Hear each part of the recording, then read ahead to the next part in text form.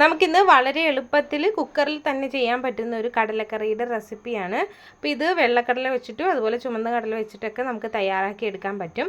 അതിനായിട്ട് ഒരു കുക്കർ വെച്ച് ചൂടാക്കി അതിലേക്ക് വെളിച്ചെണ്ണയാണ് ഒഴിച്ചു കൊടുക്കുന്നത്. നിങ്ങൾ ഏത് ഓയിലാണോ എടുക്കുന്നത് അത് ഒഴിച്ചു കൊടുക്കാം. അപ്പോൾ ഈ കടുക് ഞാൻ ഇട്ട് കൊടുക്കുന്നുണ്ട്. അപ്പോൾ നമുക്ക് ഈ സമയത്ത് കടുക് ഇട്ട് കൊടുക്കണമെന്ന് നിർബന്ധമില്ല. ഇതിന് ശേഷം നമ്മൾ താളിച്ചൊഴിച്ച് കൊടുക്കും. അപ്പോൾ ഇട്ട് കൊടുത്താലും മതിയാവും. അപ്പോൾ ഞാൻ ഇച്ചിരി കടുക് ഇട്ട് കൊടുത്തിട്ട് അതിലേക്ക് ചെറിയൊരു കഷ്ണം കറുവാപ്പട്ടയും ഗ്രാമ്പൂവും തക്കോലവും ചെറിയ ജീരകം വലിയ ജീരകവും ഒരു നുള്ള് ചേർത്ത് കൊടുക്കുന്നുണ്ട്. ഇനി ഇത് നന്നായിട്ടൊന്ന് പൊട്ടി വരുന്ന സമയത്ത് 1.5 സ്പൂൺ ഇഞ്ചി വെളുത്തുള്ളി പേസ്റ്റോ ചതച്ചതോ കട്ട് ചെയ്തതോ ചേർത്ത് കൊടുക്കുക. അപ്പം ഞാനിവിടെ കട്ട് ചെയ്ത് ഇട്ട് കൊടുക്കുന്നുണ്ട്.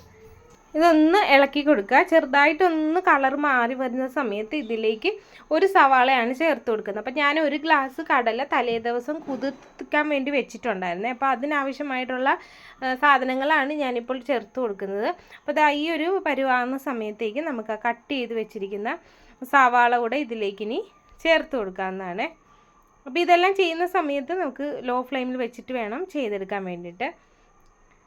അപ്പോൾ സവാള ചേർത്ത് കൊടുക്കുന്നുണ്ട്. ഇനി ഈ സവാള നന്നായിട്ടൊന്നും വഴറ്റിയെടുക്കുന്ന വരെയൊന്നും വെയിറ്റ് ചെയ്യണ്ട. ജസ്റ്റ് ഒന്ന് ഇളക്കി കൊടുക്കുക. ഒരു സെക്കൻഡ് അത്രയും മാത്രം മതിയാവും. അപ്പോൾ നന്നായിട്ടൊന്ന് ഇളക്കി കൊടുക്കുന്നുണ്ട്.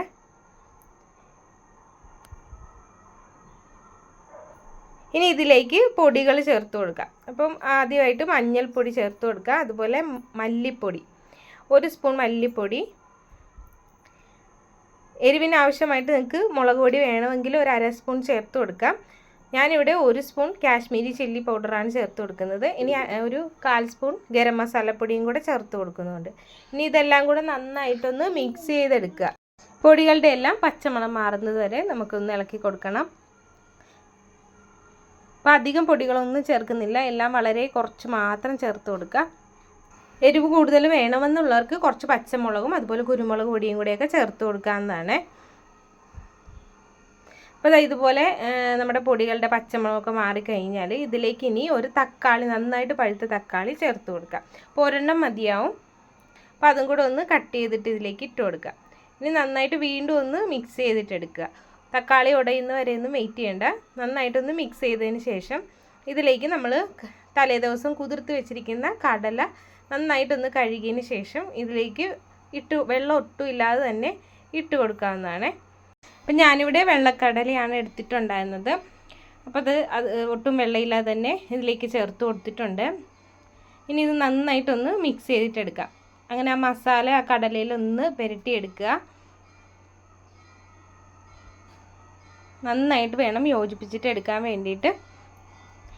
ഇതുവരെ നമ്മൾ ഇതിലേക്ക് ഉപ്പൊട്ടും തന്നെ ചേർത്ത് കൊടുത്തിട്ടുണ്ടായിരുന്നില്ല. ഇനി ഇതിലേക്ക് ആവശ്യത്തിനുള്ള ഉപ്പ് ചേർത്ത് കൊടുക്കാം. വീണ്ടും നന്നായിട്ടൊന്ന് മിക്സ് ചെയ്തതിന് ശേഷം ഇതിലേക്ക് ആവശ്യമായിട്ടുള്ള വെള്ളം ചേർത്ത് കൊടുക്കാം. അപ്പോൾ വെള്ളം ഒഴിക്കുന്ന സമയത്ത് നന്നായിട്ട് തിളച്ച വെള്ളമാണ് ഒഴിച്ചു കൊടുക്കുന്നത് നല്ലത്. അതല്ല നമ്മുടെ നോർമൽ വാട്ടർ ഒഴിച്ചു കൊടുത്താലും കുഴപ്പമൊന്നുമില്ല. അപ്പോൾ ഞാനിവിടെ ഒന്ന് തിളപ്പിച്ചിട്ടാണ് ഒഴിച്ചു കൊടുത്തിട്ടുള്ളത്. എന്നിട്ട് ഇതിനി മൂടി വെച്ചിട്ട് ഒരു 4-5 വിസിൽ വരെ കുക്ക് ചെയ്തിട്ടെടുക്കാം. അപ്പോൾ നന്നായിട്ട് കുക്ക് ചെയ്തെടുത്തിട്ടുണ്ട്. അപ്പോൾ സ്റ്റീമെല്ലാം പോയതിന് ശേഷം കുക്കർ തുറന്നിട്ടുണ്ട്. അങ്ങനെ നമ്മുടെ കടലക്കറി ഇവിടെ നല്ല ഗ്രേവിയോട് കൂടിയിട്ടൊക്കെ റെഡി ആയിട്ടുണ്ട്. ഇനി ഇതിലേക്ക് നമുക്ക് താളിച്ചൊഴിച്ച് കൊടുക്കാം. അതിനായിട്ട് ഒരു പാത്രത്തിലേക്ക് വെളിച്ചെണ്ണ ഒഴിച്ച് കൊടുത്ത് കടുക് പൊട്ടിച്ച് കറിവേപ്പില, വറ്റൽമുളക്, ചെറിയ ഉള്ളി ഇത്രയും ഒന്ന് ഇട്ട് കൊടുത്തതിന് ശേഷം ലോ ഫ്ലെയിമിൽ വെച്ചിട്ട് നന്നായിട്ടൊന്ന് മൂപ്പിച്ചിട്ടെടുക്കാം. എന്നിട്ട് ഇത് നന്നായിട്ടൊന്ന് ബ്രൗൺ കളറായി കഴിഞ്ഞാൽ തയ്യാറാക്കി വെച്ചിരിക്കുന്ന കടലക്കറിയിലേക്ക് ഒഴിച്ചു കൊടുക്കാം. എന്നിട്ട് വീണ്ടും നന്നായിട്ടൊന്ന് മിക്സ് ചെയ്തതിന് ശേഷം അടച്ചു വെച്ചിട്ട് ഒരു 10 മിനിറ്റിന് ശേഷം നമുക്കിത് ഉപയോഗിക്കാവുന്നതാണ്. ഇനി കടലക്കറി നല്ല തിക്കായിട്ട് വേണമെന്നുള്ളവർക്ക് കുറച്ച് കടല ഇതിലേക്ക് അരച്ച് ചേർത്ത് കൊടുത്തിട്ട് ഒന്ന് തിളപ്പിച്ചിട്ട് താളിച്ചൊഴിച്ച് കൊടുക്കുക. അപ്പം നല്ല കുറുകിയ കടലക്കറി കിട്ടും. അപ്പം ഞാനിപ്പോൾ കുറച്ച് ലൂസായിട്ടാണ് തയ്യാറാക്കിയിട്ടുള്ളത്. അപ്പം നിങ്ങൾക്ക് ഇഷ്ടമുള്ള രീതിയിൽ തയ്യാറാക്കിയെടുക്കാം. അപ്പോൾ വളരെ സിമ്പിളായിട്ട് നമുക്കിത് തയ്യാറാക്കിയെടുക്കാം. ഇത് ചപ്പാത്തി, പൊറോട്ട, ഇടിയപ്പം, പുട്ട് തുടങ്ങിയ എല്ലാത്തിൻ്റെ കൂടെയും നമുക്ക് കഴിക്കാവുന്നതാണ്. ഇനി ചോറിൻ്റെ കൂടെയാണെങ്കിൽ ഗ്രേവി കുറച്ചുകൂടെ ഒന്ന് തിക്കാക്കി എടുത്തതിന് ശേഷം കഴിക്കാവുന്നതാണ്. അപ്പോൾ ഞങ്ങൾ കഴിച്ചിട്ടുണ്ടായിരുന്നത് ഇടിയപ്പത്തിൻ്റെ കൂടെയാണ്. അപ്പോൾ ഇന്നത്തെ വീഡിയോ ഇത്രയേ ഉള്ളൂ. നിങ്ങൾക്ക് എല്ലാവർക്കും ഇഷ്ടപ്പെട്ടു എന്ന് കരുതുന്നു. ഇഷ്ടപ്പെട്ട് കഴിഞ്ഞാൽ നമ്മുടെ ചാനൽ ആദ്യമായിട്ട് കാണുന്നവരൊന്ന് സബ്സ്ക്രൈബ് ചെയ്ത് ലൈക്ക് ചെയ്ത് ഷെയർ ചെയ്തിട്ട് ഒന്ന് കാണുക.